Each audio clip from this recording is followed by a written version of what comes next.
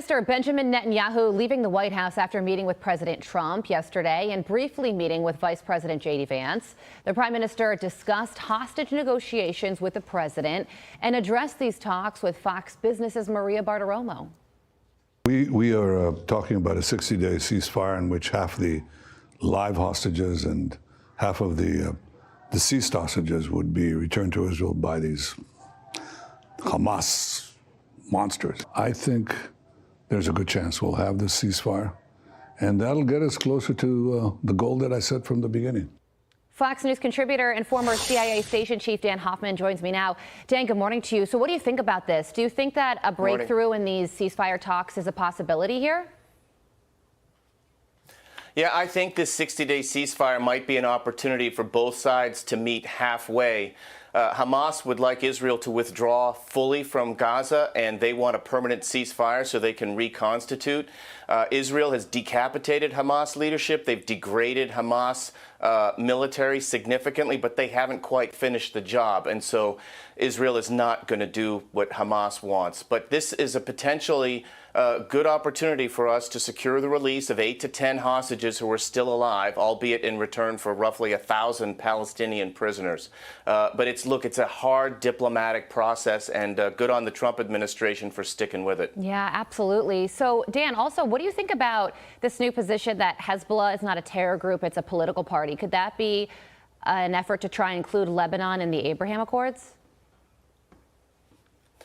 It could be. Look, I think if you can disarm Hezbollah and ensure that they're no longer able to conduct terrorist operations, which is what Israel has done, then you're going to enable the Lebanese government to take back control from an Iranian proxy in their country that was doing so much damage to politics in Lebanon, not only Lebanon's ability to engage on the world stage. So that and also Syria, those are potential opportunities for Israel to expand its relationships in the Middle East. Okay, so moving over to the Russia-Ukraine war, and Dan, President Trump has some things to say when it comes to Vladimir Putin. Listen to this. Look, I'm very unhappy with them. There's no reason for this. We get a lot of thrown at us by Putin, for you want to know the truth. He's very nice all the time, but it turns out to be meaningless. The Senate is passing and passed a very, very tough sanction. It's an optional bill. It's totally at my option. They passed it totally at my option, and to terminate totally at my option. And the president also said that he's going to be sending defensive weapons to Ukraine because Russia right now, they're launching the largest attacks on Ukraine since the war began. So what do you think about this shift from President Trump, and how significant is it when it comes to the direction this war goes? Yeah, look, all the weapons Ukraine receives are defensive. They're in a defensive war, defending their territorial integrity and their independence from a brutal Russian invasion and onslaught. The president has tried everything he could, including most recently with a phone call last week with Vladimir Putin, to get Putin to stop the war.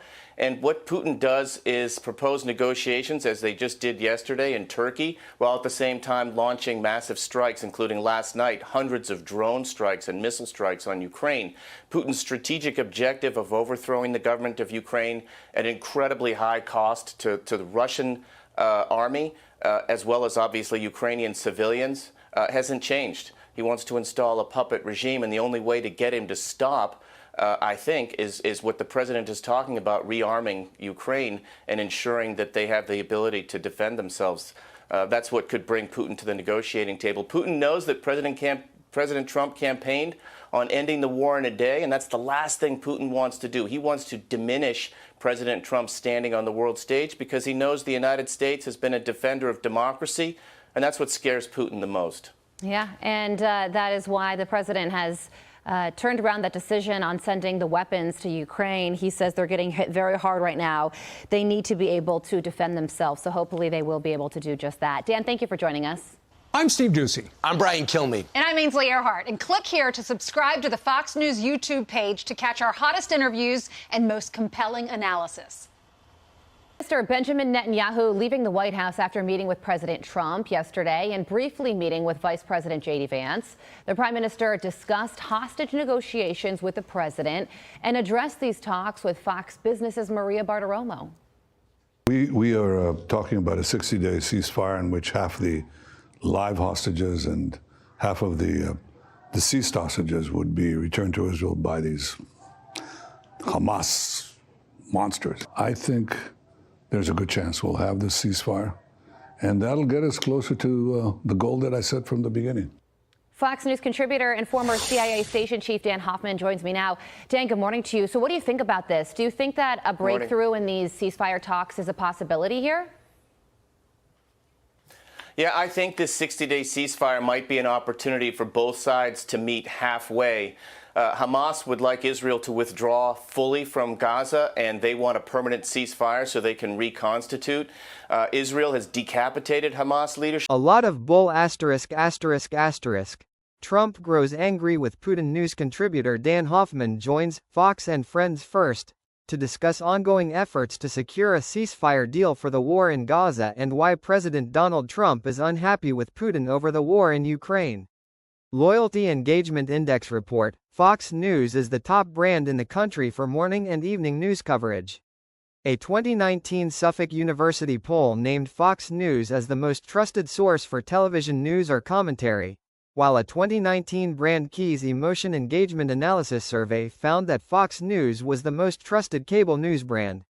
A 2017 Gallup Knight Foundation survey also found that among Americans who could name an objective news source, Fox News was the top-cited outlet. Owned by Fox Corporation, FNC is available in nearly 90 million homes and dominates the cable news.